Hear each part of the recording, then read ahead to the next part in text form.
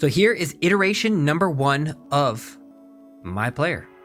All of the skills that I added, how I've navigated my skill tree to get the shot types I wanted, including the tie spinner I now have unlocked, and whether or not I think that's worthwhile. How I have the player progression, how I've progressed my magician player, if it's something that you would like to copy, and also where my current golf bag sits, and a huge tip for you regarding the golf bag when it comes to leveling it up. So do not forget to like and subscribe if you guys have not heard or you have not seen. I am doing a 10,000 subscriber giveaway. So once my YouTube channel hits 10,000 subscribers, I am going to give away 2 games to 2 lucky subscribers. And if you already have the game, don't worry, you're still in the running for it as well.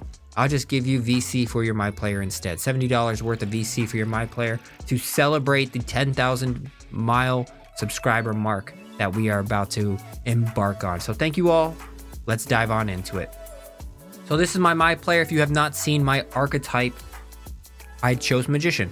That is I have a full archetype video of 1 through 5, 5 through 1, best to worst, worst to best. You can look it out and exactly what is going to go through. Now, I know my player is only a 91 right now, but I can already tell you exactly how I'm going to apply my skill points once I fully get them, so that way you can understand them as well.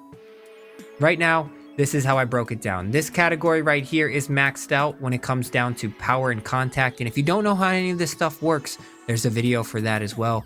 I believe it is episode 3 about the attributes. So definitely go check that one out and you can get all of the information you need regarding the attributes.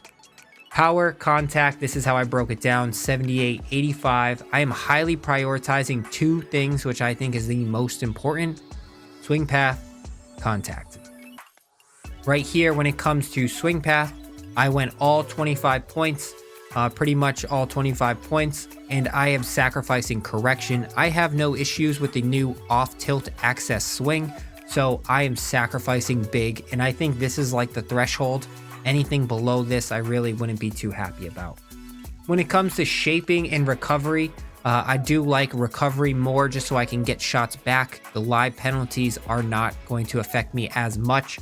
I plan on splitting my 25 points evenly throughout these 2, so probably like a 15-10, 10-15 situation when it comes to recovery. I want to get my recovery at least up to like an 80, 82, 85 range, and then I'll put the rest on the shaping.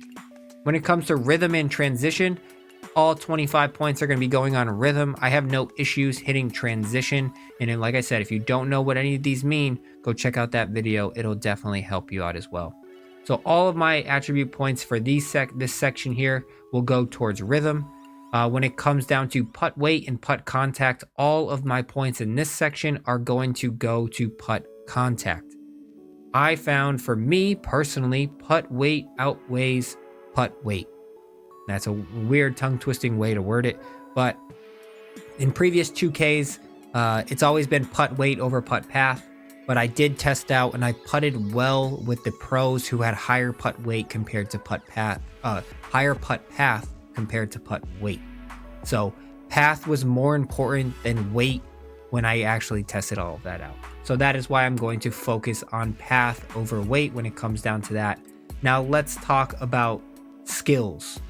So that's pretty much it, how I plan on navigating the next 91 to 99 level for my actual player. Early on, I did focus on power, contact, and swing path, prioritizing all my skill points to leveling these categories out. Then I went all the way down to putt path. Now I'm working on rhythm, and then I'm going to go to putt contact, and then I'm going to finish off with shaping and recovery. So that's the order of operations and how I built my guys' swing points or attribute points out. Now, when it comes to skills, like I said, if you don't know, there's a video on what all of this means. When it comes down to skills, I tried to prioritize a couple of things, and I know there's still a lot of skills left, but I'll give you the early access to exactly the vision that I have here for these skills. Tee shots is what I use every single time off of the tee shot, so I prioritized each one of these. You hit the main one, you hit the rhythm one, and the 2 side ones here. I will not be spending any other attribute points unless I have additional ones left over on choked tee shot or stinger. I didn't find myself needing those or using them. And you're probably like, well, you want power drive, right? You want power drive once you get your 85 overall powerhouse build all the way up there? No, I don't. This is why I don't want powerhouse or power drive. I've tested this out with Tony Finau. I've tested this out with Justin Thomas, and why it's very nice that you can get about 14 to 18 more additional yards of carry on your driver.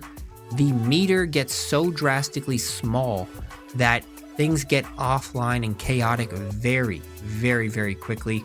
So the risk reward of the power drive is just not worthwhile when it comes down to my player and that additional benefit that I would get from it. So I'm going to save a lot of tee skills, a lot of skill points when it comes down to the tee section here. Now, when it comes down to the approach skill, if you haven't seen, the spinner is one of the best shots in the game. So I tried to navigate my meters all the way down to the spinner section there. So you got to always hit the priority ones, right? I hit a lot of approach shots. So for the approach shot, I hit all of the boosts to all of these categories here, and it's playing a major difference on me approaching the greens. When it comes to the pitch shot, same thing. Hit it on all of those.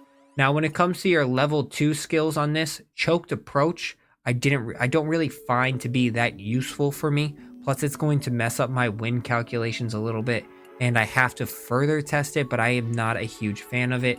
And when it comes down to off the deck, I don't ever hit my driver off the deck. So that really is not something that I need to consider as well also. So that chose me to go this path instead of that path. The runner shot, I did not see as a viable shot. So what I've done here is I have done the quick route through this, where I've gone here to here to here to here. I do not plan on spending any skill points on the runner because I do not use the runner that much. I've tested it out. I'm not really a fan of the runner. I don't think it is as useful. I think there are much better options to use. So I'm trying to circumvent that shot type to a more shot type that I'm going to use consistently, which is the spinner is going to be a priority shot for me here. Now I'm going to do similar because this is going to be a priority. The next skill points, which I can get one right here, I'm going to apply this one right here. And then my next 8 skill points will go right here, and I will have this one maxed out.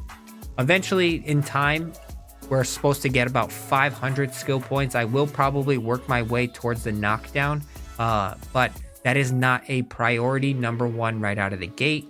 It is something that, isn't really worthwhile. Now, when it comes to recovery, I have spent nothing here. Now, you're probably like, wow. Maybe in time, I will go down the flop route and the super flop because I do want to work my way towards recovery. However, the punch shot doesn't really apply. Why doesn't it apply? Because the only time the punch shot is really worthwhile is if you're under a tree, which I'm not expecting to be under many trees if I'm hitting fairways with my player.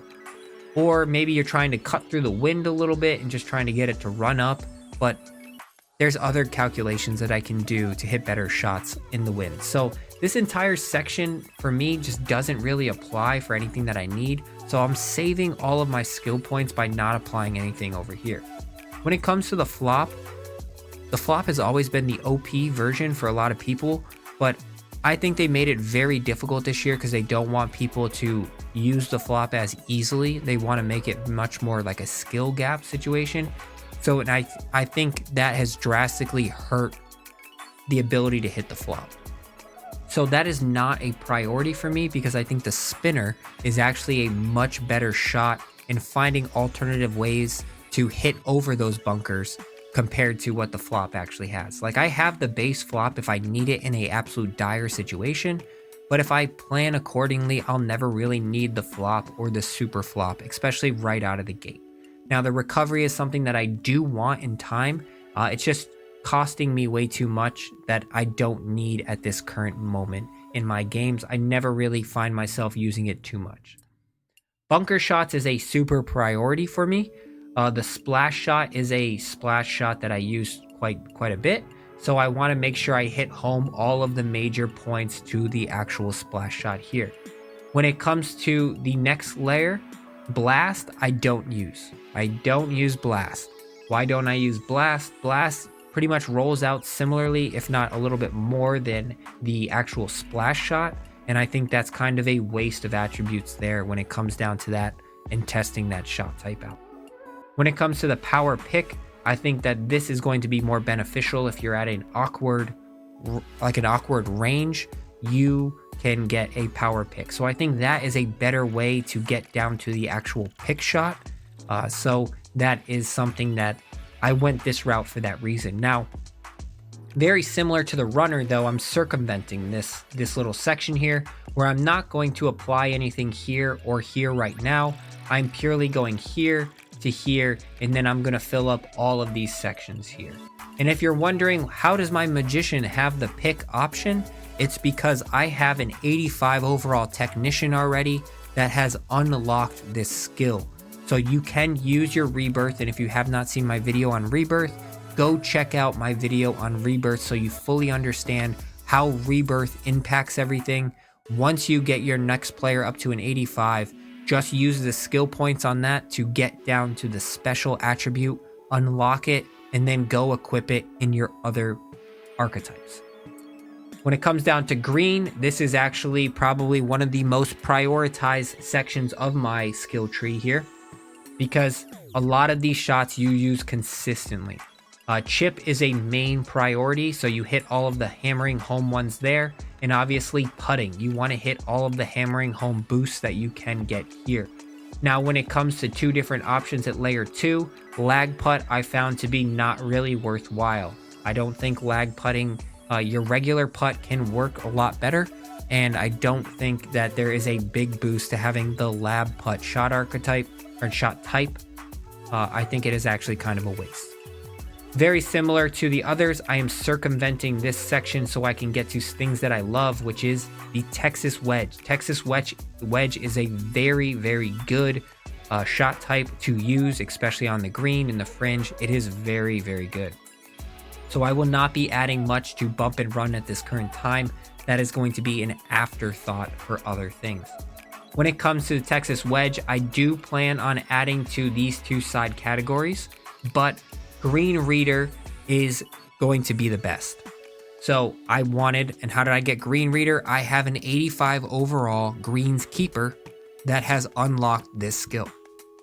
So what that means is now I have this, and then you add each one of these, where in these situations they add things to the meter, but for Green Reader what it does is it keeps on making your boxes smaller and smaller. So right now, my priority is to level out all of these so that way my boxes are as minimal and small as possible. So that is primary green, and where I'm looking, I will not be spending anything on lag putt. And then I have the tie spinner. The tie spinner has now been unlocked. It is pretty cool. I don't really see... I think the Texas Wedge is better. I don't really see much use in it, but it was free, so I have it equipped.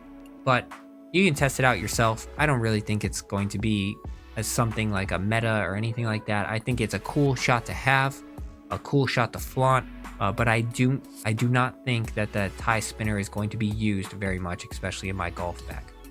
When it comes to my golf bag, you can see I got a lot of blue. And this is my number one tip for you.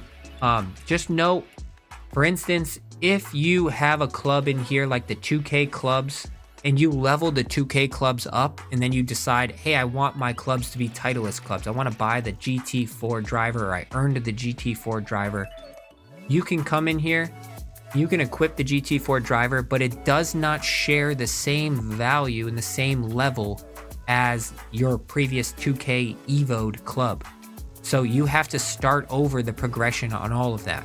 And if you haven't seen anything about fittings and Evos and that's all confusing to you, go check out my video on fittings and Evos, and it will explain everything all the way down to just the basics of what you need to know. So let's keep on going through here. What I did to save myself fittings, to save myself Evos, Evo tools, level up tokens, is I just powered through. In the beginning, you can see here, for example, I have these wedges that I've equipped now. I have not spent any fittings on them. I don't spend fittings on any of the clubs until they get to the sapphire level. So now that these clubs are at the sapphire level, you can see that I've started applying fittings to them. You can see that underneath the word sapphire, there's 4 fittings, and then I'm going to attach another one once I progress the club that way. I don't waste my fittings on the early progressions because I know I'm just going to continuously evo them all up. So that is a tip for you that I recommend. It doesn't make that big of a difference early on, and if you're playing this game consistently, you're going to keep evolving these clubs pretty rapidly. It's a pretty easy process to evolve them if you just play the game. So save your fittings early on, don't waste them. Save your level up tokens until you get say you have 10 tokens, wait until you're right here, and then you just want to skip to the next level. Just remember, Sapphire is the max level for Season 1. Sapphire is the max level for Season 1. So that is my tips and how I set this bag up. I bought these clubs. I've earned these clubs. So I've earned the Hickory clubs. I've bought in the Titleist wedges. I bought the TS2 3-woods in the PGA store. The GT4 driver has been earned. I bought the putter in the store as well. And I bought the Callaway ball in the store as well. So that is how I have my bag set up. I use a 7-wood. I do not use a 2-iron. Sometimes I kind of switch it, but don't use hybrids. Hybrids are just additional fittings, additional Evo tools that you have to use, and you're going to need those down the road when it comes to multiple other archetypes. You can get the same yardage with less fittings, less Evo tools, based off of just putting in a wood or a 7-wood or a 2-iron. So that is my recommendation for you guys there. That is my golf bag. That is my golfer. That is exactly how I plan to progress all the way to 99. So do not forget to like, do not forget to subscribe, and do not forget to wait for that giveaway once I get to 10K subscribers. Thank you all, and we'll catch you in another.